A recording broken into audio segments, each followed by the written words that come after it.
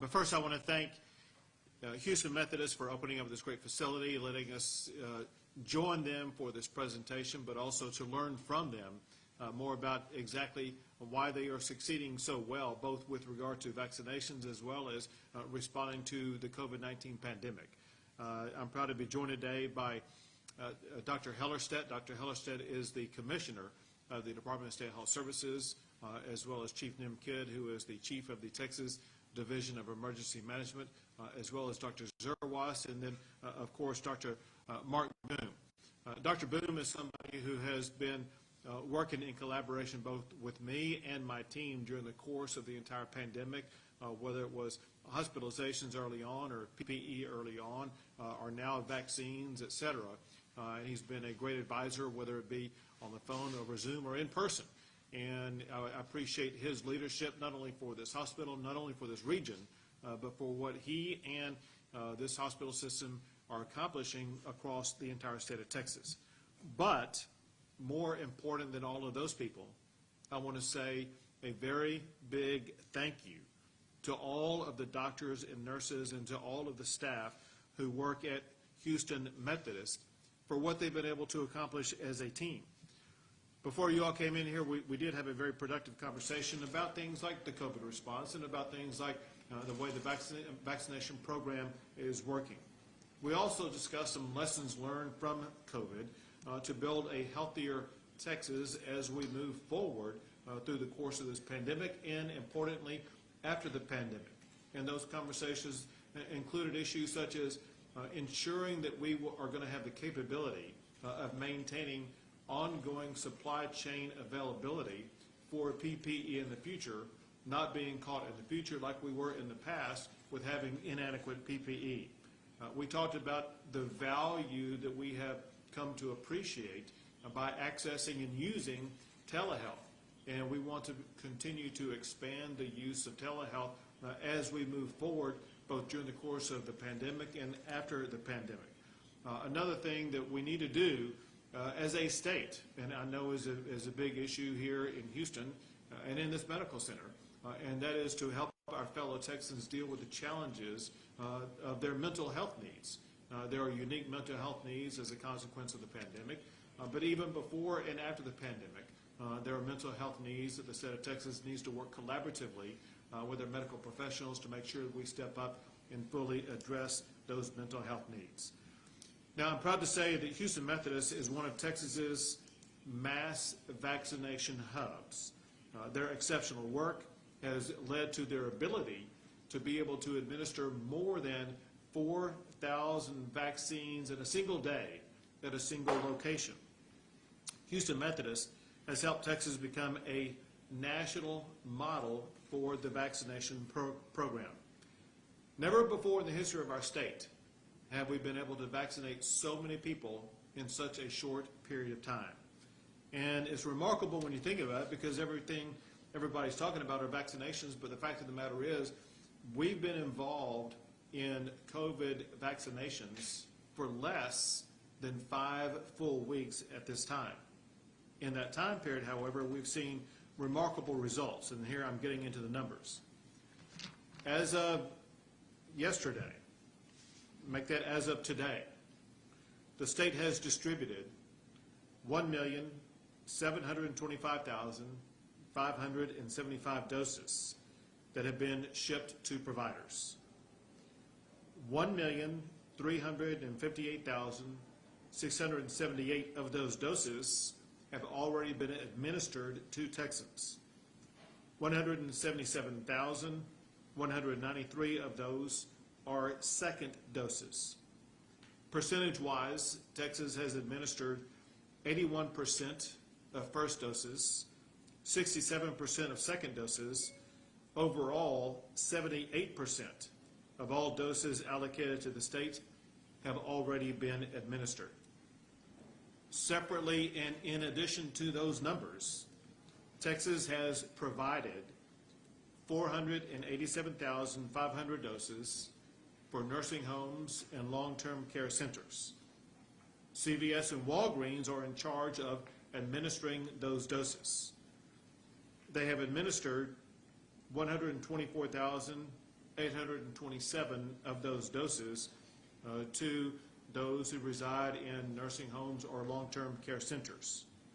We, as a state, continue to insist that Walgreens and CVS pick up their pace because while Texas is now administering 78% of vaccines, Walgreens and CVS are only at 26% of their vaccine administrations. Now, one way that Texas has been able to tremendously accelerate vaccinations is by opening up these large-scale hub vaccine centers like what Houston Methodist has been able to accomplish. What this does is that it allows communities to have several locations capable of vaccinating thousands of people at each of those locations. Last week in Texas, we had 28 large-scale hub vaccine centers like what they have at Houston Methodist. We increased that number dramatically since last week. This week, we now have 78 large-scale hub vaccination centers. Altogether, there will be, this week, 260 providers in 122 counties getting allocations this week. Plus, there will be providers in other counties still vaccinating with shipments that they had previously received. Residents of all 254 counties in Texas have been vaccinated. Importantly, localized here, Harris County has administered far more vaccines than any other county in Texas. The number I have, I think this is as of yesterday, Harris County had administered 259,848 vaccines. To give you a comparison, Harris County has administered almost double the amount of vaccines by the second closest county, which would be Dallas County. The number one vaccine administrator provider in Texas is Houston Methodist, which is a key reason why we wanted to be here today to say thank you for your leadership in being the example for how swiftly this can be done and being a model for other providers across the entire state of Texas. As Dr. Boone knows, as everyone knows, because of our scaled up capabilities of quickly providing these vaccinations, there's only one limitation that we have at this moment in time, and that is an inadequate supply of vaccinations. And that supply of vaccinations comes only from the federal government. Now, we do get new supplies each and every week. I want to give you the numbers for this week. This week, we are slated to receive our largest supply of vaccines to date. We are receiving this week 333,650 first doses, 509,400 second doses, for a total of more than 843,000 doses this week. And that does not count the number of doses that will be administered in those long-term care facilities. We do expect to see ongoing increases in the number of doses that will be available to us, but again, that depends upon the federal government.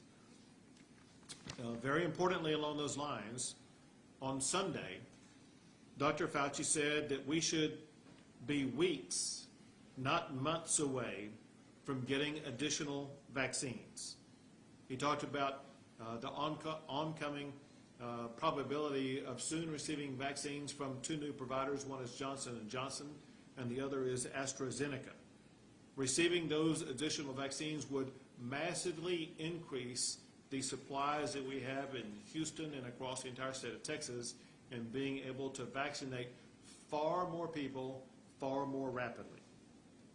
Now, another thing that we talked about is that in addition to vaccines, Houston Methodist is also using antibody therapeutic drugs to reduce hospitalizations.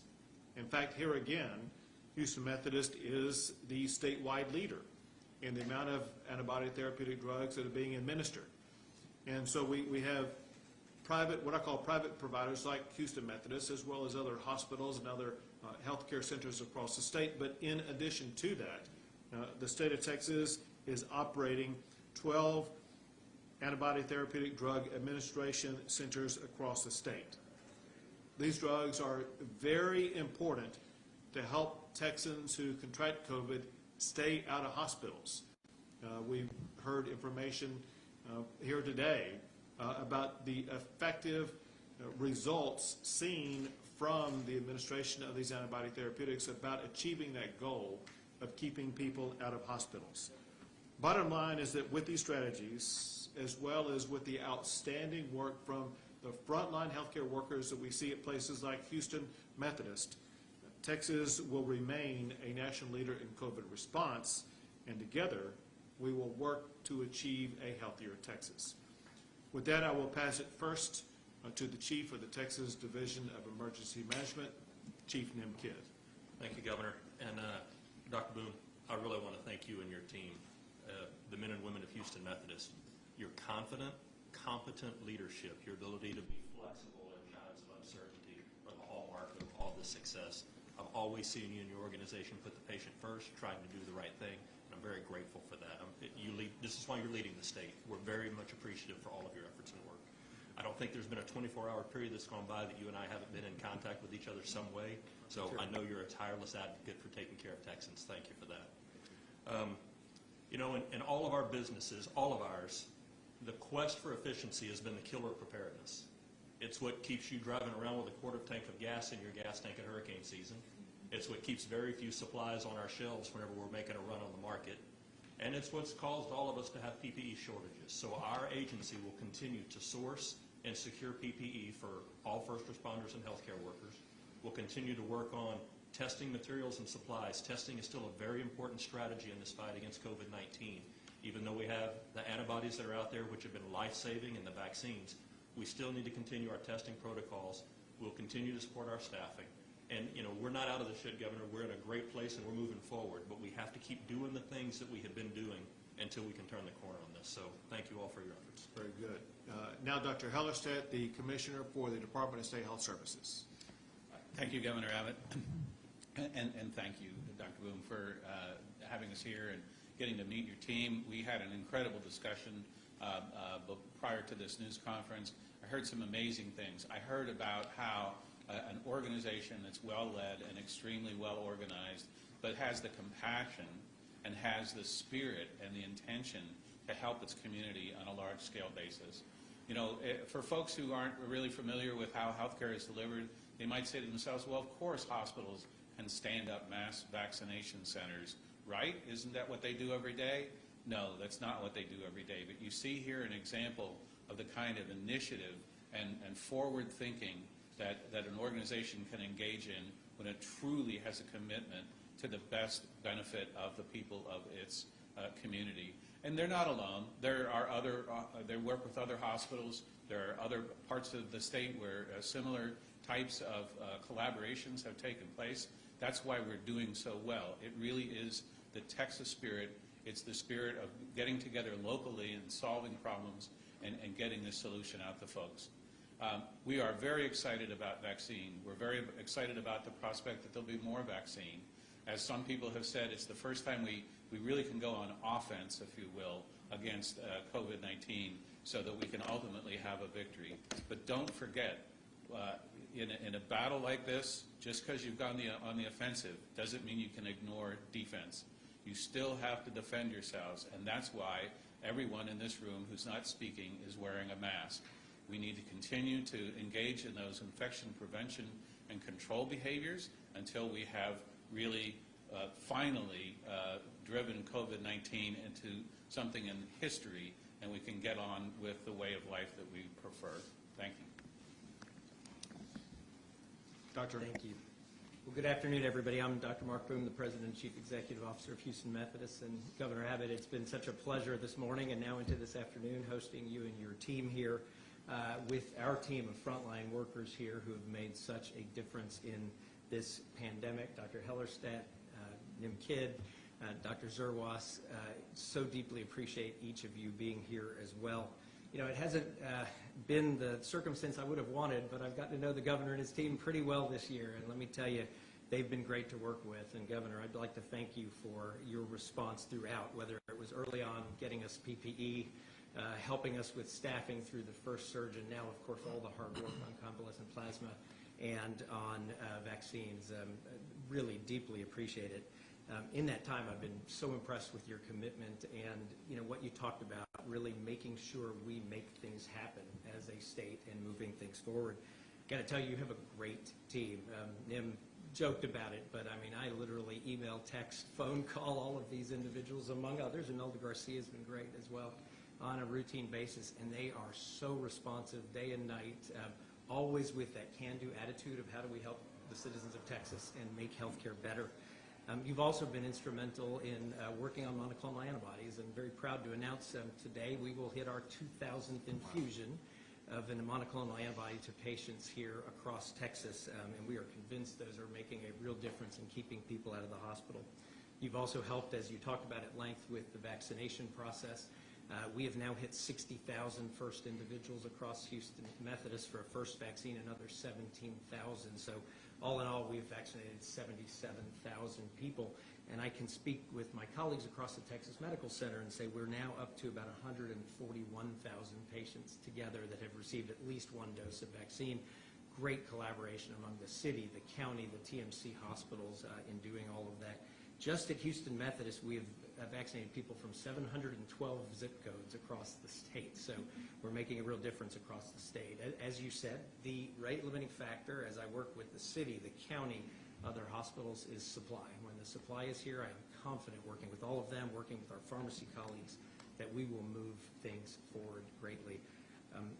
None of this would be possible without your strong leadership. And I have to say, I chair a couple meetings with CEOs across the country, and they're envious of the crisp decision-making, the responsiveness, the flexibility, the focus on execution that's been the hallmark of working with your team. And it's little wonder, I think, that we lead the country as a state. So thank you again, Governor Abbott. And then I want to just wrap up and, you know, acknowledge that hospitals really across our state, they've put in one heck of a year, almost a year now, and this wouldn't be possible without the brave men and women, heroic people really across Houston Methodist, across all the Texas Medical Center hospitals, and across hundreds and thousands of people across our state. They're dealing with the highest surges we've seen. They're dealing with convalescent plasma, with vaccination drives, et cetera, and they're answering their calling to healthcare, and we're so proud of each and every one of them for what they do. And then finally, I'd like to just remind everybody, and we heard some of this already, we all need to continue to focus on what we know works while we wait for vaccines to kick in. So we need to be wearing a mask. We need to physically distance. We need to avoid social situations where we let our guard down. And very importantly, everyone needs to run towards this vaccine and get this vaccine when it is their turn. Our physicians, our scientists, others have studied this at length. These vaccines are safe, they are effective, and we stand behind them and will continue to drive that. So thank you, Governor, and thank you to your team. Thank you, Doctor. Also, I do want to recognize that we are joined today by State Senator Boris Miles. We are not only in his district, but also Senator Miles is a very important senator in the state legislature as it concerns healthcare-based issues, and he will be working with us as we continue to address these issues in the coming session. With that, we'll be happy to take a few questions. Yes. Governor, Go ahead. Governor, can you talk to us about why we are in the largest county in the state, fourth largest city in the country?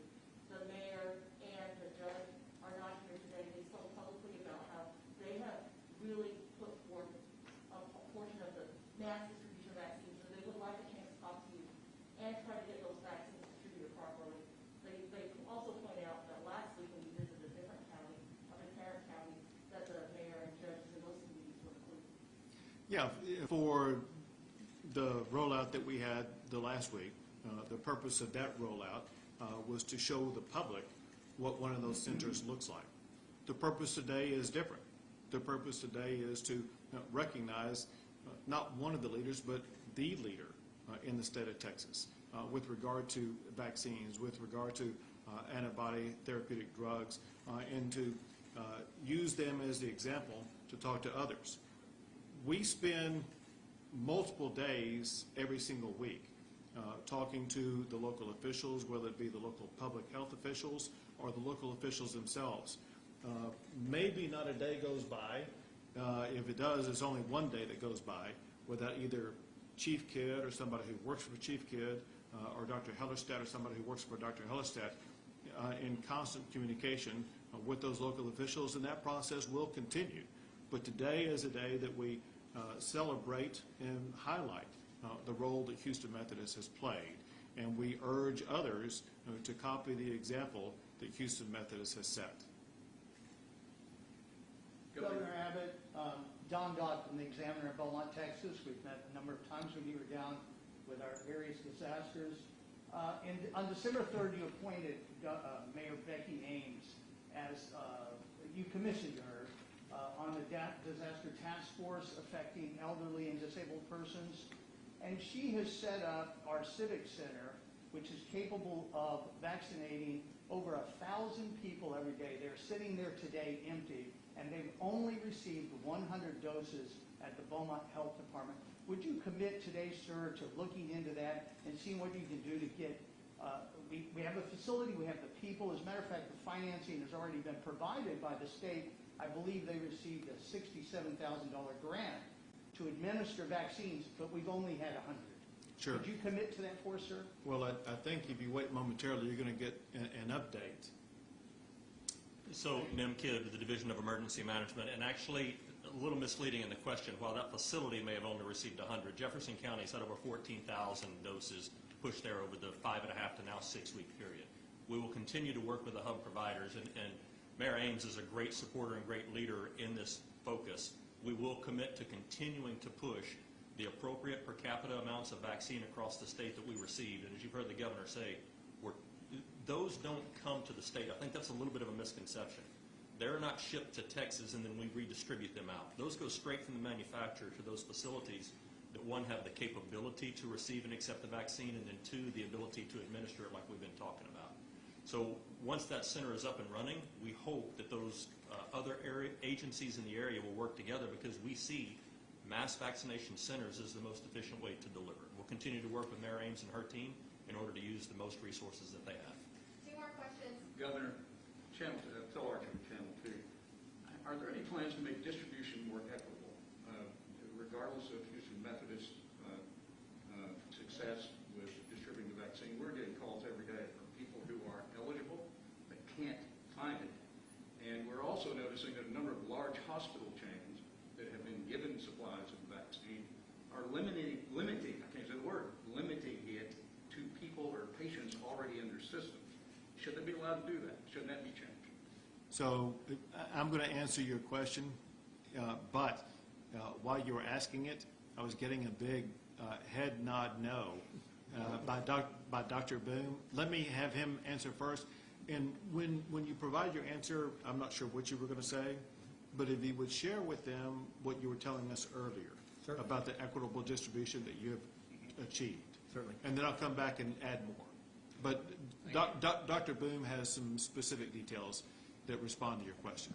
Yeah, those equity issues are critically important to us. I mean, as a hospital system, we face social determinants of health and the barriers they provide to good health care every single day. So we've been very intentional about how we cover the population very equitably. So let me walk through how things have happened over the last month. First, we were given the authority to vaccinate 1A individuals. So that was all of our individuals internally working with our physician offices, their staff, and very quickly vaccinated probably 13,000 plus 1A individuals outside of Houston Methodist. So those are fire departments, ambulance, home health agencies, physician office staff, et cetera, throughout our community. Between Christmas and New Year's, we got the green light, which was something we were very pleased from the state, to start vaccinating some patients in 1B. The quick, expedient way to do that was to start inviting some 75-year-old plus in our databases. And keep in mind, our databases have the sickest people in them, so we were able to prioritize the people who will benefit most from vaccine. Subsequent to that, we have rolled that out so it's both our patient base and a sign-up process for the community. The challenges we've been talking about is there's not enough vaccines. So give you an example. We opened up a link. In about 8 hours, we had 20,000 requests to be vaccinated. in addition to other databases and other sources we have. And that obviously is way more supply than we're getting right now. What we did very intentionally is we are looking zip code by zip code. We work with the UT School of Public Health.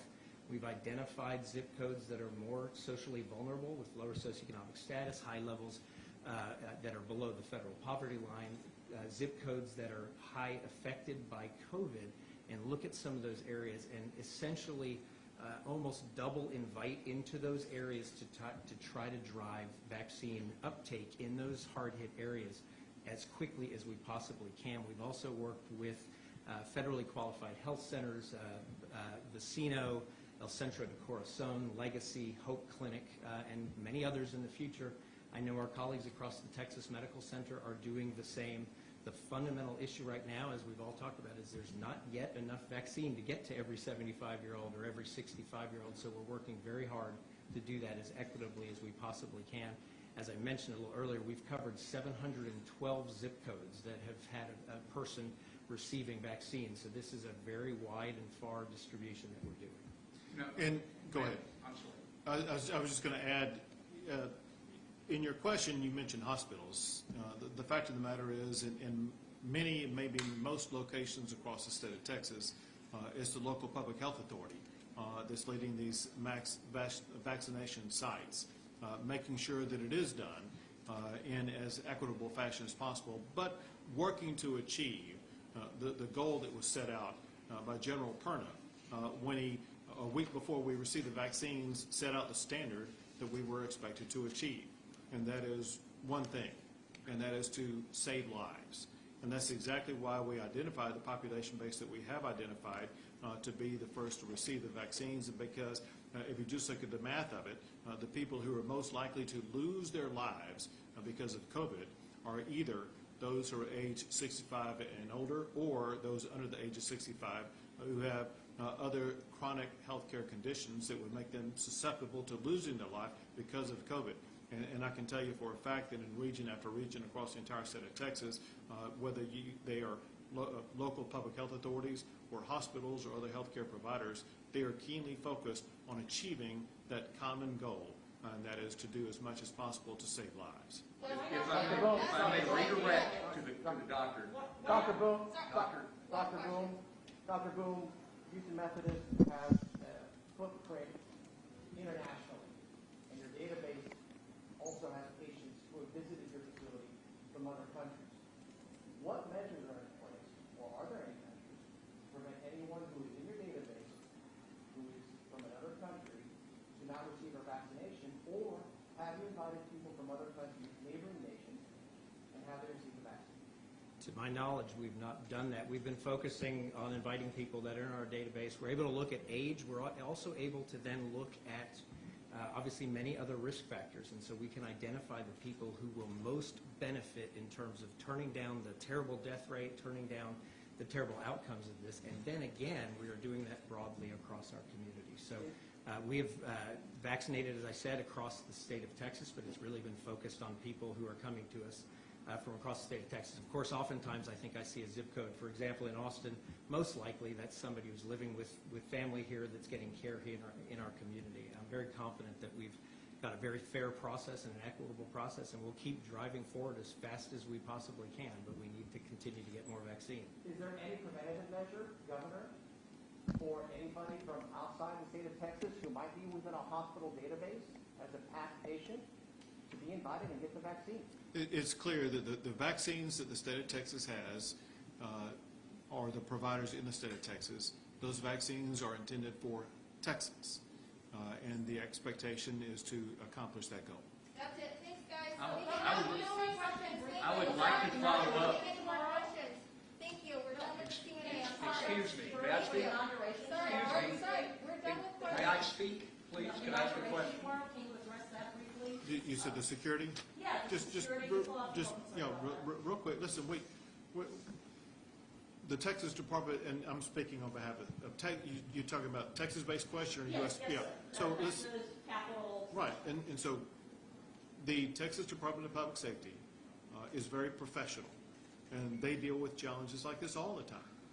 And all the time they work in collaboration both with federal officials such as the FBI, as well as local law enforcement, and they share information, and they are absolutely on top of any potential threat. They do a great job, and I feel confident that we will make it through the inauguration day without incident in Austin, Texas, or elsewhere around the state of Texas. Thank you all.